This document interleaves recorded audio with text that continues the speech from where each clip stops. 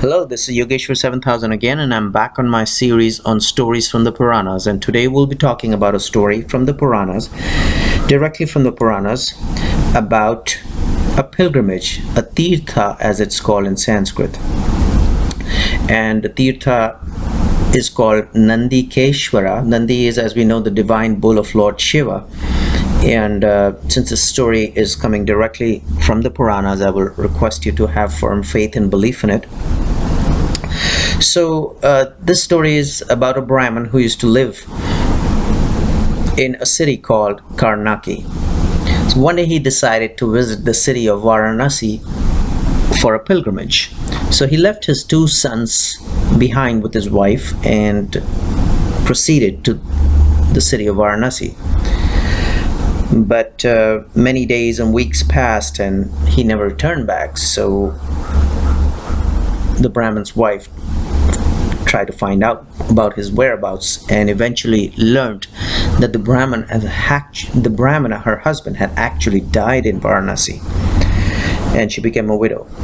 So of course she had no other recourse, so she brought up her two sons, and eventually married them off. And by that time she had become old and it was time for her to die, but death was not coming to her.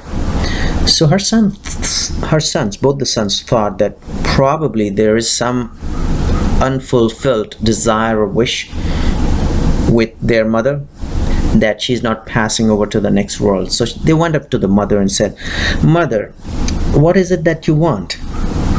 And the mother said that, "I've always wanted to visit the pilgrimage or make a pilgrimage to Varanasi. And I'm going to die now, and I'm probably never going to visit the place. So please promise me that when I'm dead, you will submerge my ashes in the river Ganga there in Varanasi." So as per the Hindu rites, the ashes are supposed to be submerged in river Ganga. But she specifically instructed them, or took a promise from them rather, that they have to go to Varanasi and submerge her ashes on the banks there in the river Ganga in Varanasi itself. So they said okay, they agreed. They said, "Will they promise?" They said, "Yes, we'll submerge the ashes in river Ganga in Varanasi itself. You can die in peace."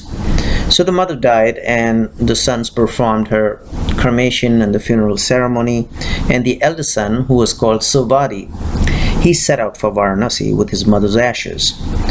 And this was a very far away distance, and so he decided to spend the night in a Brahmana's house. And in the Brahmana's house there was a cow which was tied in front of the Brahmana's house, and it was time for milking. So Sivati saw that when the Brahmana tried to milk the cow, the calf would not permit him to milk the cow and kicked the Brahmana, and the Brahmana was very angry, and he hit the calf with a stick.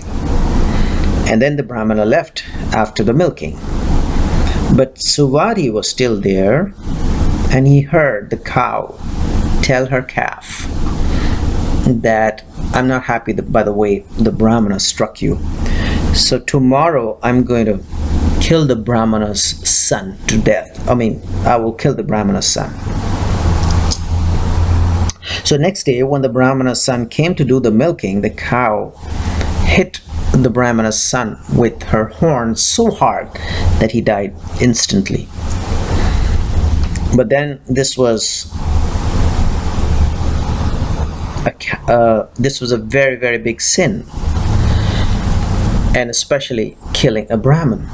So because of the sin, the white cow turned completely black. So well, in today's day and age, you're going to ask, well, how can this happen? But yes, there are different ages which we all know about. The Krita Yuga was the first, or the Sat Yuga as some people call it. Then it was the Treta Yuga. Then it was the Dwapara Yuga, and today we are living in a Yuga, or the age of Kali Yuga. So in different ages, the norms are different, nature behaves differently, and probably in that age, that day and age, any sin would be punished instantly. So that may be the reason why the cow who had committed such a big sin of killing a Brahmin instantly turned from white to completely black. So once the cow turned completely black, she left the house, and Suvadi was watching all this, and he followed the cow. While the cow left the house, Suvadi followed the cow, and the cow went to the banks of river Narmada, to a place called Nandikeshwara. So that's the story all about. This story is about that place called Nandikeshwara. So the cow went to the banks on the river Narmada to the place called Nandikeshwara. She took a bath in the river and became white again.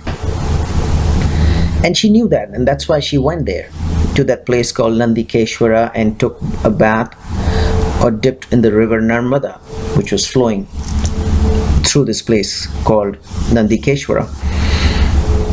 And Suvadi was watching this, and he was very surprised. How come a black cow, after dipping into the water in Nandikeshwara, the waters of Narmada in Nandikeshwara turned from black to white?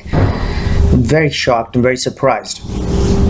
So he understood immediately, since he was a Brahmana himself, that means the sin of killing a Brahmana has been completely washed away. And then he realized what a powerful tirtha or a pilgrimage place Nandikeshwara itself was. So when Suvadi learned this, he said, okay, well, I still have to go to Varanasi to submerge the ashes of my dead mother, as I had promised her in Varanasi, in river Ganga. So he decided to leave.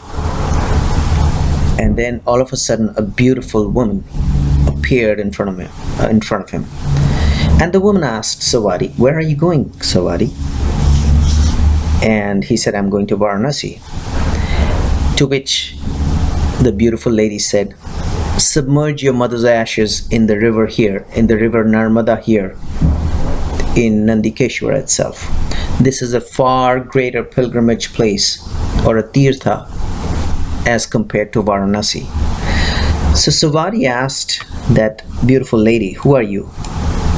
And the lady said, I am river Ganga. And as soon as she said that, she disappeared completely. She vanished.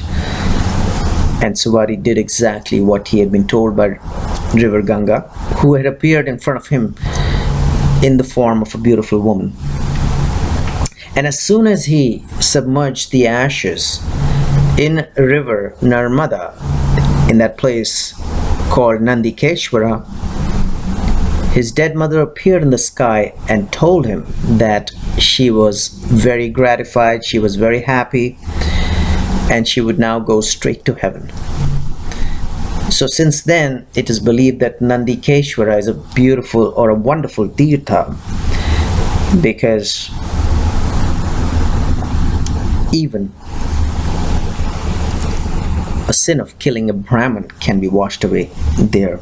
And also there's another story associated with this pilgrimage called Nandikeshwara, that a Brahmana woman who was named Rishika had earlier performed very difficult austerities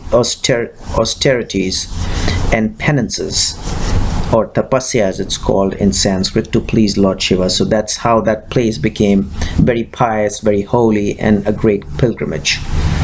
Now Nandikeshwara is on the banks of the river Narmada, as we all know that, based on this story which is coming directly from the Puranas, but there are different views of people about where exactly it's located, because the river Narmada flows a long distance. However, a general consensus is that it is somewhere in the state of Gujarat in India, on the banks of river Narmada. So hopefully I I hope that you enjoyed this story from the Puranas. Again, it's coming directly from the Puranas, so I will request you to have firm faith and belief in it. And in the meanwhile, I will recommend subscribe to my channel and check out my website. There is a link below. And I will see you with an interesting continuation to stories from the Puranas very soon. Goodbye.